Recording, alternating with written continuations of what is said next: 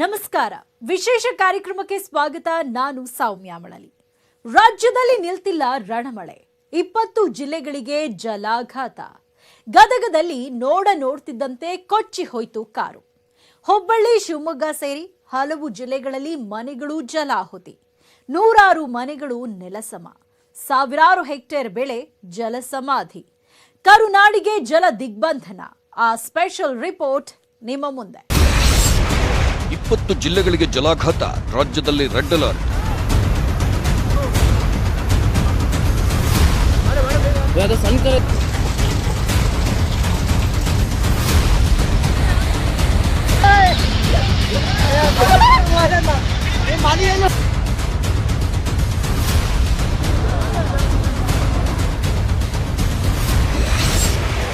ಗದಗದಲ್ಲಿ ಕೊಚ್ಚಿ ಹೋದ ಕಾರು, ಹುಬ್ಬಳ್ಳಿಯಲ್ಲಿ ಮನೆಗಳು ಜಲಾಹುತಿ.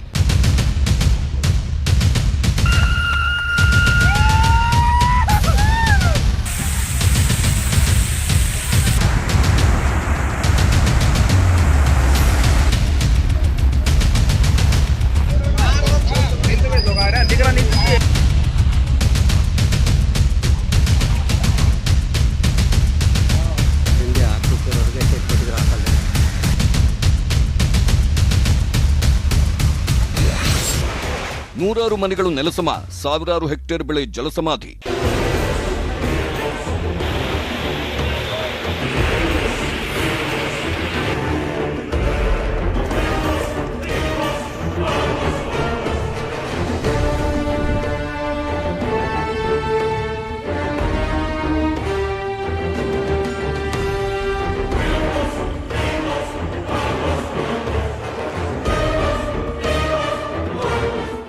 ಶತಮಾನದ ರಣಮಳೆಗೆ ಕರ್ನಾಟಕ ಬೆಚ್ಚಿ ಬಿದ್ದಿದೆ.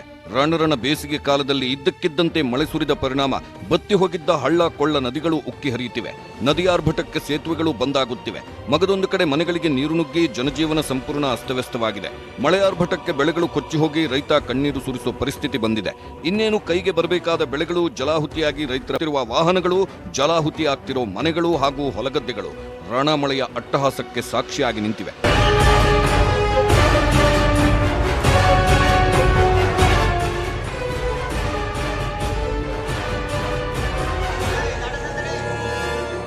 ಕಳೆದ 2-3 ದಿನಗಳ ಹಿಂದೆ ಶತಮಾನದ ಮಳೆಗೆ ಬೆಂಗಳೂರು ಮುಳುಗಿತ್ತು. ಸಿಲಿಕಾನ್ ಸಿಟಿಯ ಹಲವು ಏರಿಯಾಗಳು ಪ್ರವಾಹಕ್ಕೆ ತುತ್ತಾಗಿ ಜನಜೀವನವೇ ಅಸ್ತವ್ಯಸ್ತವಾಗಿತ್ತು. ಒಂದು ದಿನದ ದಾಖಲೆ ಮಳೆಗೆ ಹೊರಮಾವು ಸೇರಿದಂತೆ ಬೆಂಗಳೂರಿನ ಕೆಲ ಏರಿಯಾಗಳಲ್ಲಿ 2 ದಿನ ನೀರು ನಿಂತು ಫಜೀತಿಯಾಗಿತ್ತು. ರಾಜಧಾನಿಯಲ್ಲಿ ನೆಲೆಸಿದ್ದ ಜನರೇ ಅನ್ನ ನೀರಿಗೆ ಪರದಾಡುವ ಪರಿಸ್ಥಿತಿ ಬಂದಿತ್ತು. ಆದರೆ ಸದ್ಯಕ್ಕೆ ಬೆಂಗಳೂರಲ್ಲಿ ಮಳೆ ಕಡಿಮೆಯಾಗಿದೆ. ಬೆಂಗಳೂರು ನಾರ್ಮಲ್ ಆಗಿದೆ. ಆದರೆ ರಾಜ್ಯದ 20 ಜಿಲ್ಲೆಗಳಲ್ಲಿ ಮಾತ್ರ ವರುಣಾರ್ಭಟ ಮುಂದುವರೆದಿದೆ. ದಿನದಿಂದ ದಿನಕ್ಕೆ ಮಳೆಯಬ್ಬರ ಹೆಚ್ಚಾಗ್ತಿದೆ. ಪರಿಣಾಮ ಸಾಲು ಸಾಲು ಅವಘಡಗಳು, ಅವಾಂತರಗಳು ನಡೆದು ಹೋಗಿದೆ. ಮಳೆಯಿಂದ ಲಕ್ಷಾಂತರ ಜನರ ಬದುಕೆ ಬರ್ಬಾದಾಗೋಗಿದೆ. ರೈತರ ಬದುಕೆ ಕೊಚ್ಚಿ ಹೋಗ್ತಿದೆ.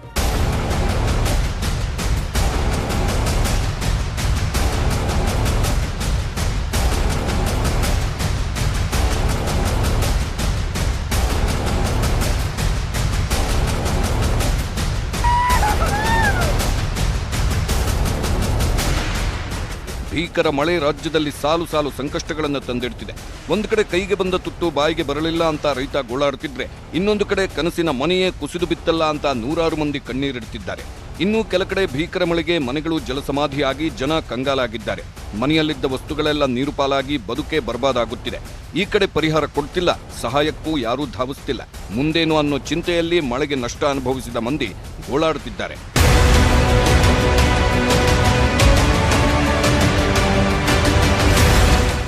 ಹೀಗೆ ರಾಜ್ಯದಲ್ಲಿ ನಿರಂತರವಾಗಿ ಸುರಿಯುತ್ತಿರೋ ಮಳೆಗೆ ಆಗುತ್ತಿರುವ ಅನಾಹುತಗಳು ಮತ್ತು ಯಾವ್ಯಾವ ಜಿಲ್ಲೆಯಲ್ಲಿ ಪ್ರವಾಹ ಪರಿಸ್ಥಿತಿ ಏರ್ಪಟ್ಟಿದೆ, ಜನರು ಅನುಭವಿಸುತ್ತಿರೋ ಸಂಕಷ್ಟಗಳೇನು ಅನ್ನೋದನ್ನ ಒಂದೊಂದಾಗಿ ವಿವರವಾಗಿ ನಿಮ್ಮ ಮುಂದಿಡ್ತಾ ಇದ್ದೀವಿ ನೋಡಿ.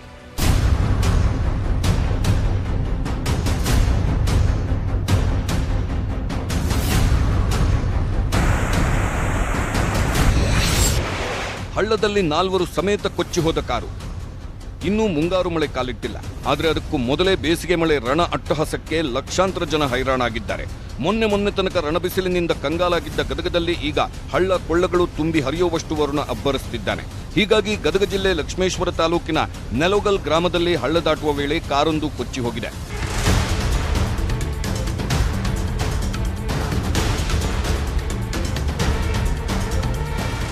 ಹೀಗೆ 4 ಸಮೇತ ಕಾರು ಕೊಚ್ಚಿ ಹೋಗಿತ್ತು. ತಕ್ಷಣವೇ ಎಚ್ಚೆತ್ತುಕೊಂಡ ಸ್ಥಳೀಯರು ಮತ್ತು ಪೊಲೀಸರು ಕಾರಿನಲ್ಲಿದ್ದ ಹೆಬ್ಬಾಳ ಗ್ರಾಮದ ಚನ್ನವೀರಗೌಡ ಪಾಟೀಲ್, ಡಾಕ್ಟರ್ ಪ್ರಭು ಮನ್ಸೂರ್, ಬಸನಗೌಡ ತೆಗ್ಗಿನಮನಿ ಹಾಗೂ ಕನಕವಾಡ ಗ್ರಾಮದ ವೀರೇಶ್ ಡಂಬಳ ಎಂಬುವರನ್ನ ರಕ್ಷಣೆ ಮಾಡಿದ್ರು.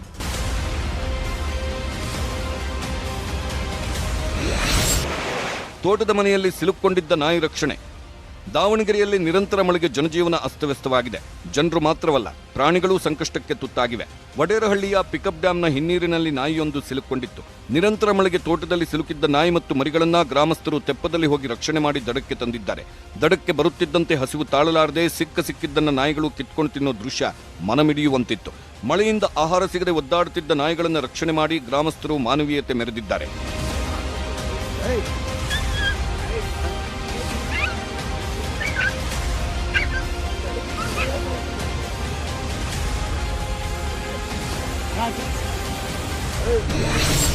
ಶಿವಮೊಗ್ಗದಲ್ಲಿ 13 ಕುದುರೆಗಳ ರಕ್ಷಣೆ. ಶಿವಮೊಗ್ಗದಲ್ಲಿ ಭಾರೀ ಮಳೆಗೆ ಕೆರೆಯಲ್ಲಿ ಸಿಲುಕೊಂಡಿದ್ದ 13 ಕುದುರೆಗಳನ್ನು ಅಗ್ನಿಶಾಮಕ ಸಿಬ್ಬಂದಿ ರಕ್ಷಣೆ ಮಾಡಿದ್ದಾರೆ. ಶಿವಮೊಗ್ಗದ ಸೋಮಿನಕೊಪ್ಪದ ಕೆರೆಯ ಮಧ್ಯಭಾಗದಲ್ಲಿ ಕುದುರೆಗಳು ಸಿಲುಕಿದ್ವು. ಬೋಟ್ ಮೂಲಕ ಕುದುರೆಗಳನ್ನು ಅಗ್ನಿಶಾಮಕ ಸಿಬ್ಬಂದಿ ಸುರಕ್ಷಿತವಾಗಿ ದಡಕ್ಕೆ ಕರೆತಂದಿದ್ದಾರೆ. ಹುಬ್ಬಳ್ಳಿಯಲ್ಲಿ ವರುಣಾರ್ಭಟ, ಮನೆಗಳಿಗೆ ನುಗ್ಗಿದ ನೀರು. ಹುಬ್ಬಳ್ಳಿಯಲ್ಲಿ ವರುಣನ ಅಬ್ಬರ ಮುಂದುವರೆದಿದೆ. ಮಳೆ ನೀರು ಮನೆಯೊಳಗೆ ನುಗ್ಗಿದ ಘಟನೆ ಹುಬ್ಬಳ್ಳಿಯ ವಿನೋಬ ನಗರದಲ್ಲಿ ನಡೆದಿದೆ. ತೆರೆದ ಚರಂಡಿಗಳಿಲ್ಲದ ಕಾರಣ ಮನೆಗಳಿಗೆ ನೀರು ನುಗ್ಗಿದೆ. ಪರಿಣಾಮ ಮನೆಯಲ್ಲಿದ್ದ ದವಸ ಧಾನ್ಯಗಳೆಲ್ಲ ನೀರು ಪಾಲಾಗಿದೆ.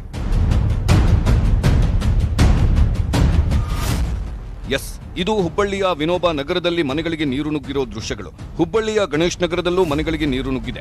ನೀರನ್ನು ಹೊರಹಾಕಲು ಅಲ್ಲಿನ ನಿವಾಸಿಗಳು ಹರಸಾಹಸಪಟ್ಟರು. ಇನ್ನು ರೋಸ್ ವ್ಯಾಲ್ಯೂ ಫತೇಶಾ ಉರ್ದು ಶಾಲೆಗೂ ಮಳೆ ನೀರು ನುಗ್ಗಿದೆ. ಹುಬ್ಬಳ್ಳಿಯ ವಿದ್ಯಾನಗರದಲ್ಲಿಯೂ 100 ಮನೆಗಳಿಗೆ ನೀರು ನುಗ್ಗಿ ಜನರು ರಾತ್ರಿಯಿಡೀ ಜಾಗರಣೆ ಮಾಡುವಂತಾಗಿತ್ತು. ಧಾರವಾಡದ ಹಾವೇರಿಪೇಟೆಯ ವಠಾರದ 9 ಮನೆಗಳಿಗೂ ಜಲದಿಗ್ಬಂಧನ ಬಿದ್ದಿದೆ. ಮನೆಯೊಳಗಡೆಯೇ 2 ಅಡಿಯಷ್ಟು ನೀರು ನಿಂತು ಜನ ಸಂಕಷ್ಟಕ್ಕೊಳಗಾಗಿದ್ದಾರೆ. ಹಳ್ಳ ದಾಟುವಾಗ ಲಾರಿ ಸಮೇತ ಕೊಚ್ಚಿ ಹೋದ 4. ಧಾರವಾಡ ಜಿಲ್ಲೆಯ ಕುಂದಗೋಳ ತಾಲೂಕಿನ ಶಂಶಿ ಗ್ರಾಮದ ಬಳಿ ಹಳ್ಳ ದಾಟುತ್ತಿದ್ದ ಲಾರಿ ನೀರಿನ ರಭಸಕ್ಕೆ ಕೊಚ್ಚಿಕೊಂಡು ಹೋಗಿತ್ತು. ತತ್ಕ್ಷಣವೇ ಸ್ಥಳದಲ್ಲಿದ್ದ ಸ್ಥಳೀಯರು ಪೊಲೀಸರಿಗೆ ಮಾಹಿತಿ ನೀಡಿದ್ರು. ಅಗ್ನಿಶಾಮಕ ದಳದ ಸಿಬ್ಬಂದಿ ಸ್ಥಳಕ್ಕಾಗಮಿಸಿ ಕೊನೆಗೂ ಲಾರಿಯಲ್ಲಿದ್ದ 4ರನ್ನ ಬಚಾವ್ ಮಾಡುವಲ್ಲಿ ಯಶಸ್ವಿಯಾದರು.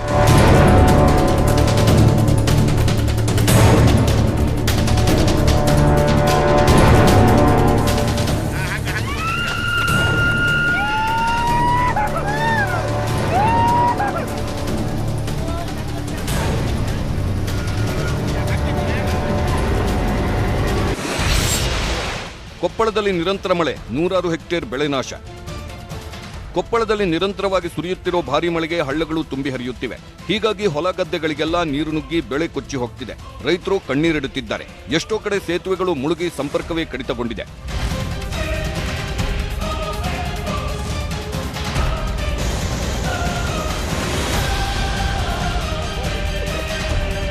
ಕೊಪ್ಪಳ ತಾಲೂಕಿನ ಅಳವಂಡಿ ಗ್ರಾಮದಲ್ಲಿ ಸೇತುವೆ ಮೇಲೆ ನೀರು ತುಂಬಿ ಹರಿಯುತ್ತಿರೋ ಪರಿಣಾಮ ಹಿರೇಸಿಂದೋಗಿ ಅಳವಂಡಿ ಸಂಪರ್ಕ ಸ್ಥಗಿತಗೊಂಡಿದೆ. ಹಳ್ಳದಲ್ಲಿ ಜಾಲಿಗಿಡಗಳು ಬೆಳೆದಿರುವ ಹಿನ್ನೆಲೆಯಲ್ಲಿ ಅಲ್ಲಲ್ಲಿ ಊರುಗಳಿಗೂ ನೀರು ನುಗ್ಗಿದೆ.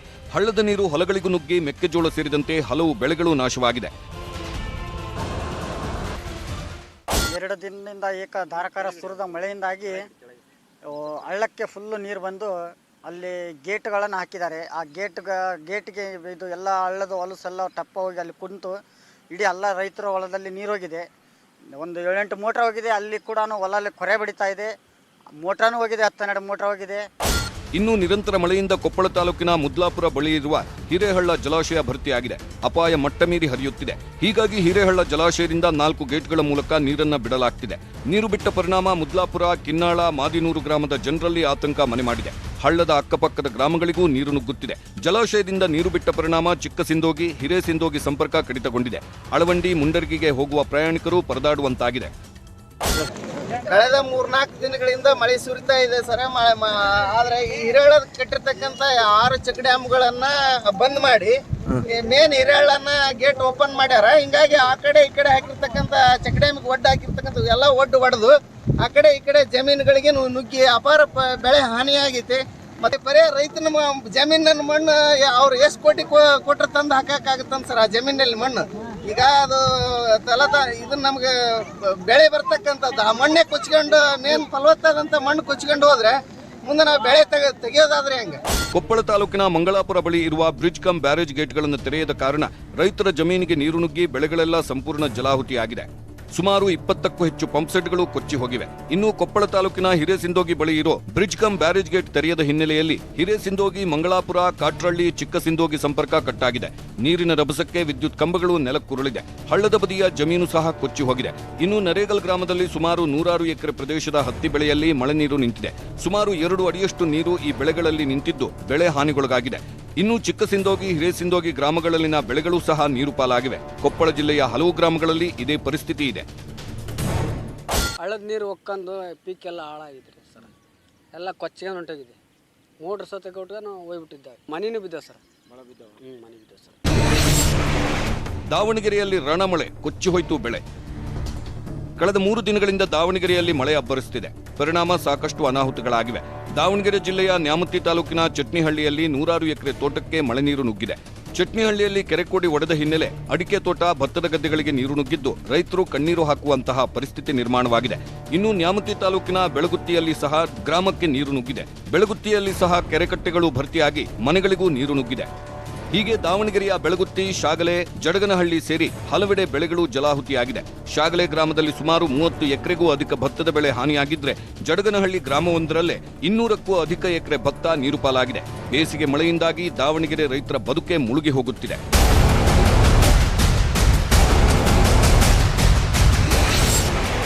ಗದಗದಲ್ಲಿ ಮಳೆಯಬ್ಬರ, ಬೆಳೆಗಳು ಜಲಾವೃತ. ಗದಗದಲ್ಲಿ ಮಳೆಯಾರ್ಭಟಕ್ಕೆ ಹಳ್ಳಗಳು ಉಕ್ಕಿ ಹರಿಯುತ್ತಿವೆ. ಗದಗ ಜಿಲ್ಲೆ ಲಕ್ಷ್ಮೇಶ್ವರ ತಾಲೂಕಿನ ಬಾಲೆಹೊಸೂರಿನಲ್ಲಿ ಕಳೆದೆರಡು ದಿನಗಳಿಂದ ಸುರಿಯುತ್ತಿರುವ ಭಾರೀ ಮಳೆಗೆ ತೆಂಗು, ಬಾಳೆ, ರೇಷ್ಮೆ ಬೆಳೆ ಸೇರಿದಂತೆ ಅನೇಕ ಬೆಳೆ ನೀರಿನಲ್ಲಿ ಮುಳುಗೋಗಿದೆ. ಸುಮಾರು 8 ಎಕರೆ ಜಮೀನಿನಲ್ಲಿ ಸಮಗ್ರ ತೋಟಗಾರಿಕೆ ಕೃಷಿ ಮಾಡಿದ್ದ ರೈತ ಬಸವರೆಡ್ಡಿ ಹನುಮರೆಡ್ಡಿ ಎಂಬ ರೈತ ಕಂಗಾಲಾಗಿದ್ದಾನೆ. ಇನ್ನು ಲಕ್ಷ್ಮೇಶ್ವರ ತಾಲೂಕಿನ ಬಾಲೆಹೊಸೂರಿನ ದಿಂಗಾಲೇಶ್ವರ ಮಠದ ಆವರಣ ಸಂಪೂರ್ಣ ಜಲಾವೃತವಾಗಿದೆ. ಮಠದ ಆವರಣದಲ್ಲಿ ಮೊಣಕಾಲುದ್ದ ನೀರು ನಿಂತಿದೆ.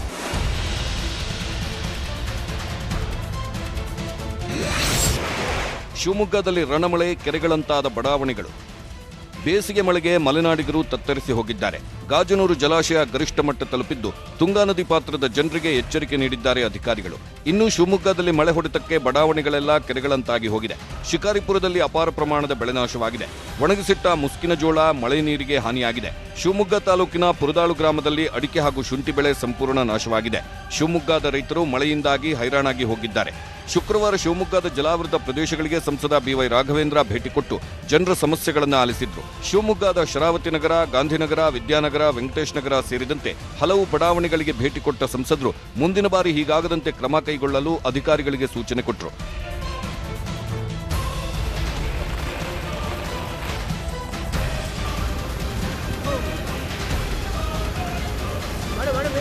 ಸಂಕರ ಇಟ್ಕೊಂಡು ಬಾಬಾ ಎಲ್ಲೋತದು. ಹಾಸನದಲ್ಲಿ ಭೂಕುಸಿತ ಭೀತಿ, ಹಲವು ಮನೆಗಳು ನೆಲಸಮ. ಕಳೆದ 2-3 ದಿನಗಳಿಂದ ಹಾಸನದಲ್ಲಿ ನಿರಂತರ ಮಳೆಯಾಗ್ತಿದೆ. ಬೇಲೂರು, ಚಿಕ್ಕಮಗಳೂರು ಭಾಗದಲ್ಲಿ ಭಾರೀ ಮಳೆಯಾಗ್ತಿದ್ದು ಯಗಚಿ ಜಲಾಶಯ ಭರ್ತಿಯಾಗಿದೆ. ಇನ್ನು ನಿರಂತರ ಮಳೆಗೆ ಹಾಸನದ ಹಲವೆಡೆ ಮನೆಗಳು ಕುಸಿದು ಬೀಳುತ್ತಿವೆ. ಸಕಲೇಶಪುರ ತಾಲೂಕಿನ ಕೌಕೋಡಿ ಗ್ರಾಮದಲ್ಲಿ ಭೂಕುಸಿತದಿಂದ ಮನೆಗಳು ಬೀಳುವ ಆತಂಕವಿದೆ. ಸೋಮವಾರಪೇಟೆಗೆ ತೆರಳುವ ರಸ್ತೆ ಬದಿ ಇರುವ ತಡೆಗೋಡೆ ಮೇಲೆ 2 ವಾಸದ ಮನೆಗಳಿವೆ. ಇದೀಗ ಭಾರೀ ಮಳೆಯಾಗ್ತಿರೋದ್ರಿಂದ ಭೂಕುಸಿತವಾಗುವ ಆತಂಕವಿದೆ. ಈಗಾಗಲೇ ಸ್ವಲ್ಪ ಮಟ್ಟಿಗೆ ಇಲ್ಲಿ ಭೂಕುಸಿತವಾಗಿದ್ದು ವಿದ್ಯುತ್ ಕಂಬವೊಂದು ಬಾಗಿ ನಿಂತಿದೆ.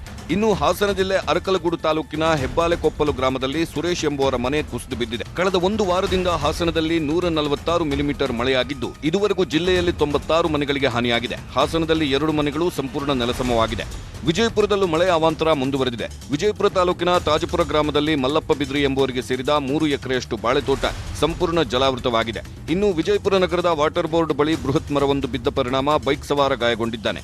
ಮುದ್ದೇಬಿಹಾಳ ತಾಲೂಕಿನ ಕಾರಕೂರ ಸರ್ಕಾರಿ ಶಾಲೆ ಆವರಣಕ್ಕೆ ನೀರು ನುಗ್ಗಿದ ಪರಿಣಾಮ ಶಾಲೆಗೆ ರಜೆ ಘೋಷಣೆ ಮಾಡಲಾಗಿದೆ.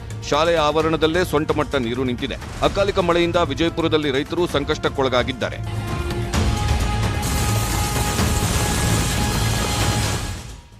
ಮಂಡ್ಯದಲ್ಲಿ ಮಳೆರಾಯನ ಅಬ್ಬರಕ್ಕೆ ಹಲವು ಮನೆಗಳು ಕುಸಿದು ಬಿದ್ದಿವೆ. ಉತ್ತರ ಕನ್ನಡದಲ್ಲಿ ರಸ್ತೆಯೇ ಕೊಚ್ಚಿಕೊಂಡು ಹೋಗಿದೆ.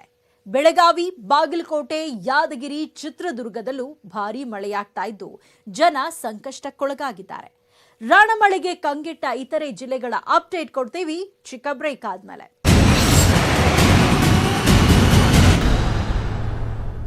ಬೇಸಿಗೆ ಬಿರುಸಿನ ಮಳೆಗೆ ರಾಜ್ಯಾದ್ಯಂತ ಸಾವಿರಾರು ಎಕರೆ ಬೆಳೆ ನಾಶವಾಗಿದ್ರೆ ನೂರಾರು ಮನೆಗಳು ನೆಲಸಮವಾಗಿದೆ. ಹಲವು ಮಂದಿ ಪ್ರಾಣ ಕಳ್ಕೊಂಡಿದ್ದಾರೆ.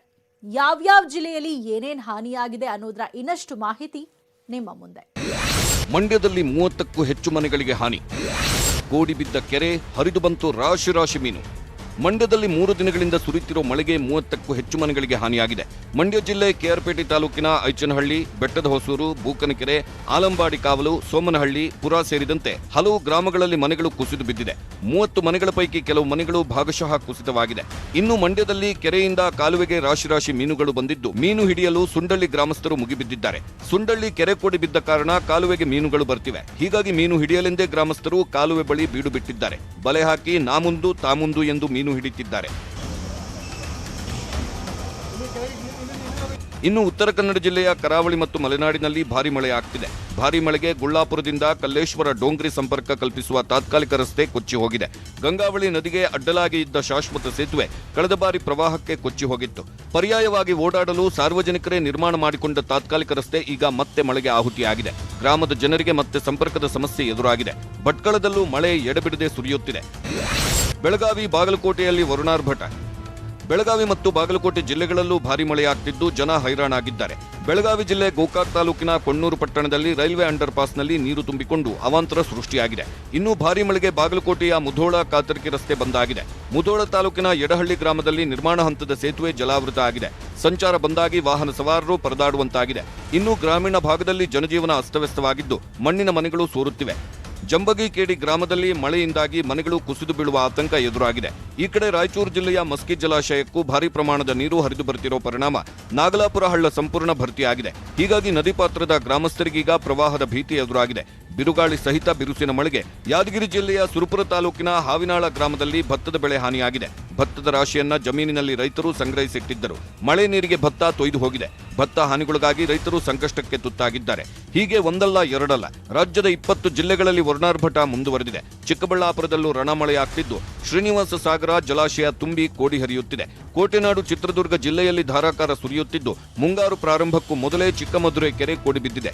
ಜಿಲ್ಲೆಯ ಹಲವೆಡೆ ಧಾರಾಕಾರವಾಗಿ ಎಡೆಬಿಡದೆ ಮಳೆ ಸುರಿಯುತ್ತಿದ್ದು ಕೋನಬೇವು ಗ್ರಾಮದ ಬೋರ್ವೆಲ್ಗಳಲ್ಲಿ ಅಂತರ್ಜಲ ಹೊರಕ್ಕೆ ಚಿಮ್ಮಿದೆ. ಚಿತ್ರದುರ್ಗದ ಗೋನೂರು, ಬೆಳಗಟ್ಟ ಬಳಿ ಜಮೀನಿಗೆ ನೀರು ನುಗ್ಗಿದೆ. ಅಡಿಕೆ ತೋಟಗಳು ಜಲಾವೃತವಾಗಿವೆ. ದಕ್ಷಿಣ ಕನ್ನಡ, ಉಡುಪಿ, ಚಿಕ್ಕಮಗಳೂರು, ಕೊಡಗು ಹೀಗೆ ಹಲವೆಡೆ ಮಳೆಯಾರ್ಭಟ ಮುಂದುವರೆದಿದೆ. ಇನ್ನು ಕೊಡಗಿನಲ್ಲಿ ಭಾರಿ ಮಳೆಗೆ ಮನೆಯೊಂದು ಕುಸಿದು ಬಿದ್ದಿದೆ. ಬೆಂಗಳೂರಿನಲ್ಲೂ ಮತ್ತೆ ಸಂಜೆ ಆಗ್ತಿದ್ದಂತೆ ಮಳೆ ಸುರಿಯಲು ಆರಂಭಿಸಿದೆ. ಈಗಾಗಲೇ ಮಳೆಗೆ ಮುಳುಗೆದ್ದ ಬೆಂಗಳೂರಲ್ಲಿ ಮತ್ತೆ ಅವಾಂತರ ಸೃಷ್ಟಿಯಾಗುವ ಆತಂಕ ಎದುರಾಗಿದೆ. ಇನ್ನು 3-4 ದಿನ ಕರುನಾಡಿಗೆ ಜಲದಿಗ್ಬಂಧನದಿಂದ ಮುಕ್ತಿ ಸಿಗುವುದು ಕಷ್ಟ. ವರುಣಾರ್ಭಟ ಇನ್ನಷ್ಟು ಹೆಚ್ಚಾಗುವ ಆತಂಕವಿದೆ. ಹಾಗಾಗಿ ಜನರು ಎಚ್ಚರಿಕೆಯಿಂದ ಇರುವುದು ಸೂಕ್ತ. ಇದಾಗಿತ್ತು ಈ ಹೊತ್ತಿನ ಸ್ಪೆಷಲ್. ನೋಡ್ತಾ ಇರಿ ನ್ಯೂಸ್ 18 ಕನ್ನಡ. ಜಾಲ ನಮ್ಮದು, ಬಲ ನಿಮ್ಮದು.